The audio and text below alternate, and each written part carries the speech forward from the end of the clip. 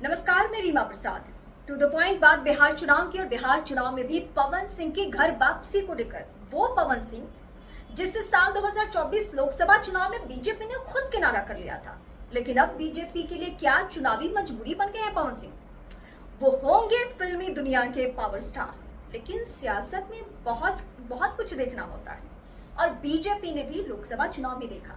जब आसनसोल से पवन सिंह को टिकट दिया गया तो सिर्फ आसनसोल या पश्चिम बंगाल नहीं, बल्कि पूरे देश से ये आवाज उठनी शुरू हो गई कि बीजेपी को पवन सिंह क्यों पसंद है। पवन सिंह अश्लील गाने गाते हैं, कई महिलाओं को लेकर, उनके चरित्र को लेकर बहुत सारे सवाल उठते रहे कि उन्होंने महिलाओं के साथ बहुत बुरा किया, धोखा दिया, या फिर सार्वजनिक मंचों पे जो उनका रवैया महिलाओं के प्रति रहा है उसको देखकर वो बीजेपी में फिट तो नहीं बैठते। बीजेपी क्या किसी पार्टी में फिट नहीं बैठते हैं।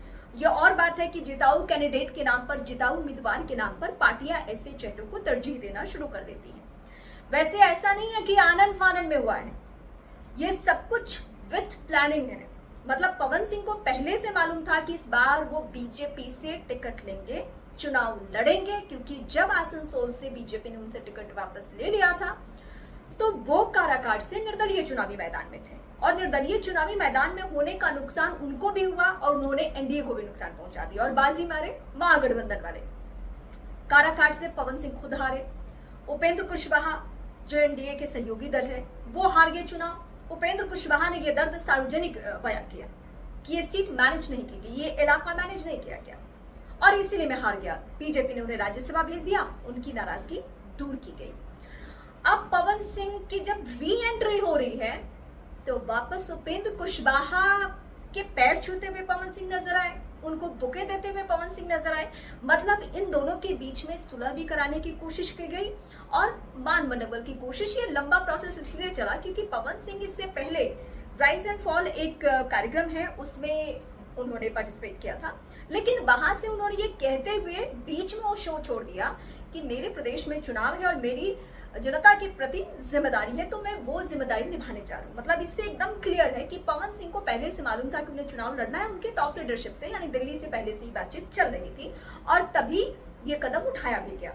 लेकिन अब मैं आपको लेकर चलूंगी साल 2024 के टिकट वितरण प्रक्रिया को लेकर। जब आसनसोल से टिकट और उम्मीदवार के नाम का अनाउंसमेंट किया बीजेपी ने, और जब लोगों ने लिस्ट देखी तो उसमें आसनसोल से पवन सिंह का नाम आया। हालांकि पवन सिंह को तब भी टिकट काराकाट से ही चाहिए, लेकिन उपेंद्र कुशवाहा की वजह से उन्हें काराकाट से टिकट ना मिलके दूसरी जगह यानी सीधे पश्चिम बंगाल भेजा गया, और पश्चिम बंगाल को लेकर भी उन्होंने बकायदा ट्वीट किया आनंद फानन में। उन्होंने कहा कि मेरे रगों में नमक है पश्चिम बंगाल का, क्योंकि उनके पिताजी वहां पे नौकरी करते थे और उनके शुरुआती जीवन में कुछ साल वो वहां रहे भी हैं, तो इसलिए उन्होंने कहा कि मेरे रगों में नमक है पश्चिम बंगाल का। लेकिन उनके ट्वीट के ठीक बाद बवाल मचा पश्चिम बंगाल में कि ये बंगाली महिलाओं को लेकर बहुत अश्लील गाने गाते हैं, इनके गानों में बंगाली महिलाओं की अस्मिता का ख्याल नहीं रखा जाता है, ये अभद्र गाने गाते हैं, और इसलिए बीजेपी अगर उनको यहाँ से टिकट दे रही है तो ये महिलाओं के सम्मान के साथ खिलवाड़ है। और ये सिर्फ पश्चिम बंगाल ही नहीं बल्कि देश के अलग अलग हिस्सों से भी आवाज उठी कि ऐसे चेहरे को क्यों टिकट दी जा रही है जो हमेशा महिलाओं के एंगल से विवादित रहा है। बहुत सारे सवाल उठे, लेकिन अब ये हुआ कि खुद पवन सिंह ने ट्वीट किया। उस दौरान पवन सिंह ने खुद ट्वीट करके ये बताया कि मैं किसी कारणवश चुनाव नहीं लड़ रहा हूं। हालांकि सबको पब्लिकली पता चल गया था कि बीजेपी ने इनको बोला है कि टिकट आप वापस कर दीजिए, क्योंकि आप वहां से चुनाव नहीं लड़ सकते। अब उसके बाद निर्दलीय काराकाट से पवन सिंह ने चुनाव लड़ा और नुकसान पहुंचा दिया एनडीए उम्मीदवार को यानी उपेंद्र कुशवाहा को, और तब से ये तलखियां बहुत ज्यादा बढ़ती गई। अब बीजेपी के लिए पवन सिंह क्या मजबूरी है, ये समीकरण समझाने की मैं आपको कोशिश करूंगी। कहते हैं कि राजनीति में अगर आप जब जाते हैं तो आपका पेशा क्या है, आपने क्या काम किया है, आपने कितनी उपलब्धि हासिल की है, ये सब कुछ बहुत पीछे छूट जाता है। ये मेरा आकलन है, और जितने प्रदेशों का चुनाव में देखती रही हूँ उसके आधार पर मैं आपको दावे के साथ कह सकती हूँ कि सारी उपलब्धि आपके जीवन के पीछे, और आपकी जाति सबसे पहले, आपकी जाति सबसे आगे। अब पवन सिंह की जाति है राजपूत, और 2024 के लोकसभा चुनाव का आकलन है और कुछ सर्वे रिपोर्ट्स ऐसे हैं कि बीजेपी को राजपूत वोटर्स की वजह से बहुत नुकसान पहुंचा।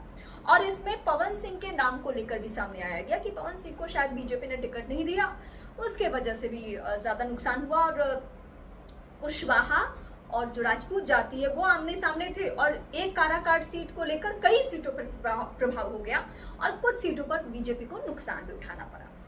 अब 2025 आते आते यानी बिहार विधानसभा चुनाव आते आते बहुत सारे आकलन किए गए, बहुत सारे समीकरण देखे गए और कुछ सर्वे रिपोर्ट्स भी आए।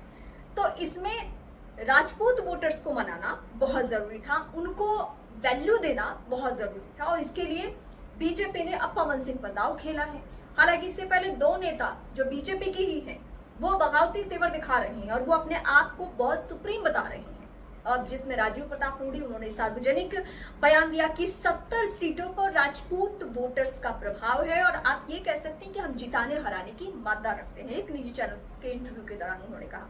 सबको समझ में आ गया कि ये खुद को प्रमोट करने की कोशिश कर रहे हैं कि बीजेपी उनको बिहार में उस तरीके से तरजीह दे। अब वो केंद्र में मंत्री भी नहीं है, अटल अडवाणी के एरा में और मोदी गवर्नमेंट में भी वो मंत्री रह चुके हैं, लेकिन अंदर खाने की कुछ नाराजगी की वजह से उन्हें अब उतना वैल्यू बीजेपी की तरफ से नहीं दी जाती है। अब दूसरे चेहरे की मैं बात करती हूँ जो राजपूत एंगल से मैं आपको समझाने की कोशिश कर रही हूँ। दूसरे चेहरे हैं आरके सिंह। बीते दिनों जो प्रशांत किशोर एक के बाद एक खुलासे कर रहे हैं, उन खुलासों का असर ये हुआ कि आरके सिंह ने बगावती तेवर दिखा दिए और उन्होंने भी अपने समाज को जगाने की कोशिश की और समझ में आ गया कि ये जो चेहरे हैं जिसमें जिनके ऊपर आरोप लग रहे हैं, चाहे वो दिलीप जायसवाल हो, मंगल पांडे हो या फिर सम्राट चौधरी हो, इनको लेकर उन्होंने निशाना साधा कि अगर इनके ऊपर आरोप है तो सार्वजनिक आप आइए और अपने बारे में सफाई पेश कीजिए। मतलब एक तीर से दो निशाना। वो ये भी चाह रहे थे कि बीजेपी उनको बिहार में राजपूत चेहरे भी हैं उस लिहाज से भी और कुछ चेहरे भ्रष्टाचारी हैं उस लिहाज से भी उनको ज्यादा मौका दिया जाए और लोगों ने कहना ये शुरू कर दिया कि ये भी तेवर दिखा रहे हैं। अब बीजेपी के सामने राजपूत वोटर्स को कंट्रोल में रखना, काबू में रखना बहुत जरूरी है और इसलिए पवन सिंह एक ऐसा चेहरा दिख रहे हैं जो राजनीति के फेमस चेहरा नहीं है। राजनीति वो करने की कोशिश कर रहे हैं लेकिन हर बार उनका दाव फेल हो रहा है। तो फिल्मी दुनिया से हैं, वो भोजपुरी फिल्मों के सिने स्टार हैं, पावर स्टार उनको कहते हैं उनके फैंस।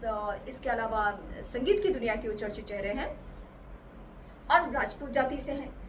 तो बीजेपी चाहती है कि उनके चेहरे को भुनाया जाए, लेकिन अब इसका असर कितना होगा ये तो चुनाव परिणाम से तय होगा। लेकिन 2024 लोकसभा चुनाव में जब उन्होंने निर्दलीय लड़ा चुनाव तो उनकी ताकत दिख गई। अगर राजपूतों के बीच में वो इतने ही फेमस होते और इतना ही माहौल वैसा होता तो क्या वो जीत नहीं जाते। हालांकि वहां पे बीजेपी की तरफ से दलीलें या बीजेपी के जो फैंस हैं उनकी तरफ से दलीलें आएगी कि नहीं नहीं वहां तो एनडीए और निर्दलीय उम्मीदवार पवन सिंह में वोटों का बंटवारा हो गया, इसलिए एक तरफ वोट शिफ्ट हुआ और इसलिए वो चुनाव जीत गए।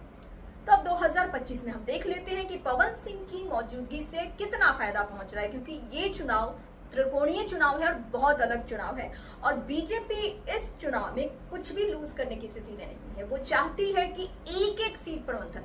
पवन सिंह को जब घर वापसी की तस्वीरें सामने आई तो उसके बाद मैंने ये समझ लिया कि बीजेपी एक भी सीट लूज नहीं करना चाहती है। वो जहां से भी उसको समीकरण दिख रहा है वहां से वो कदम उठाना चाहती है और उस चेहरे को पार्टी में ज्वाइन कराना चाहती है और इसी पैमाने में फिट बैठ रहे हैं पवन सिंह और इसीलिए उनकी री एंट्री हो चुकी है।